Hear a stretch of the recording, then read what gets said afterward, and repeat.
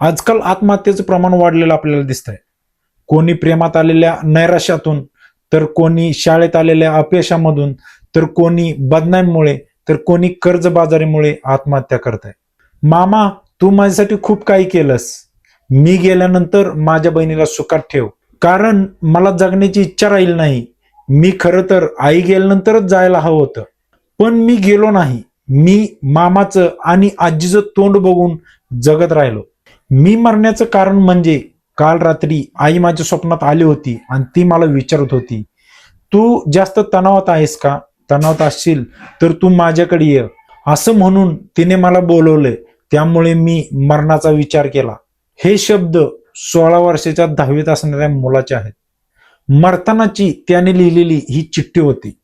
सोलापूर येथील शिवशरण तळकोटी, वय वर्ष 16, या 10वीत असणाऱ्या मुलाने घरात कोणी नसताना केली आत्महत्या. या अचानक झालेल्या घटनेने सगळ्यांना एकच प्रश्न पडला की या आत्महत्येमागचं कारण काय असू शकतं. शिवशरण तळकोटी हा मुलगा इयत्ता 10वीत शिकत होता. तो शाळेमध्ये हुशारी होता. त्याने 10वीमध्ये 92% मार्क मिळवली होती आणि त्याला पुढे जाऊन डॉक्टर बनायचं होतं. पण त्याचं डॉक्टर बनायचं स्वप्न हे स्वप्नच राहिलं, कारण त्याने बुधवारी दुपारी राहत्या घरामध्ये गळफास घेतला. या घटनेची सुरुवात खरं तर 3 महिन्यापूर्वी झाली होती. शिवशरण हा आई वडिलांसोबत पुण्यामध्ये राहत होता. त्याला एक बहीण आणि एक भाऊ सुद्धा होता. हे हसतं खेळतं कुटुंब पुण्यामध्ये मजेत राहत होतं. अचानक आई आजारी पडली.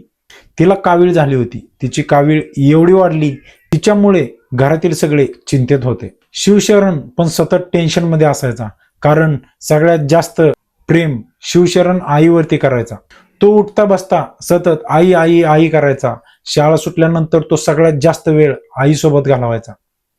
आईचा लाडका शिवशरण आईपासून लांब जात नव्हता. आईचा आजार जास्त वाढल्याने आईचे एक दिवस निधन झाले.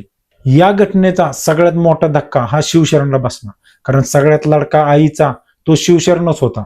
आईच्या जाण्यानंतर तो अस्वस्थ राहू लागला होता. त्याचं मन कुठंच रमत नव्हतं. तो अभ्यासाकडे पण लक्ष देत नव्हता. त्यामुळे त्याचा मामा त्याला सोलापूरला घेऊन आला. सोलापूरमध्ये डॉक्टर बनण्याचे क्लासही त्याला लावले. तो वरून नॉर्मल दिसत होता, पण आईच्या आठवणीतून अजून बाहेर निघाला नव्हता. तो सतत आईचाच विचार करायचा. या विचाराने त्याला जग नको नको झालं होतं. एक काळा दिवस उगवला, बुधवारचा. बुधवारी घरात कोणी नाही हे पाहून त्याने घरामध्ये गळफास घेतला. जाता जाता तो मामासाठी वरती वाचलेली चिठ्ठी सोडून गेला.